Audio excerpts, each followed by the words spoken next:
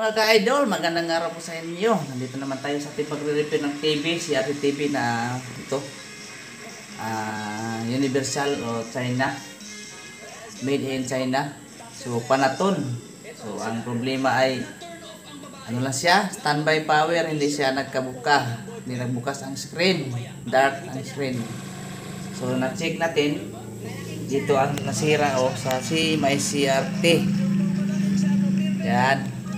Pinakita kung paano natin ginawa kasi basic lang ang trouble na ito para sa mga beginners. So ito ang ginawa natin ay pinalitan natin ang CRT socket, yung nakita niya puti na yan na naka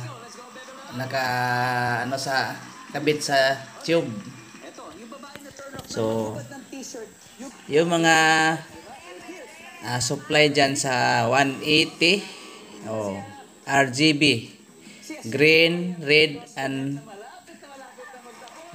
blue ay kompleto, pati ang ano dyan sa heater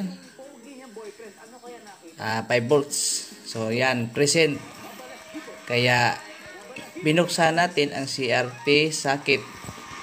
So ito ang CRT socket na nakuha natin dito. Yan ang luma. So nagkuha na tayo ng ano dyan sa mga scrap natin pang palit kasi wala tayong stock dito na bago, pero okay pa naman. Ito na siya. Yan may kalawang pati dyan sa focus, or ito ang ano ba sa tawag dyan, kalawang, kinalawang na siya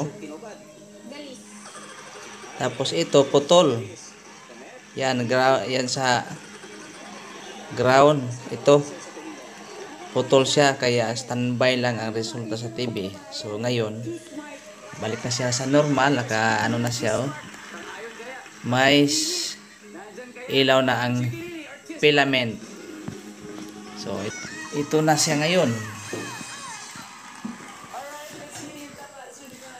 So yan, naka ano na ang screen.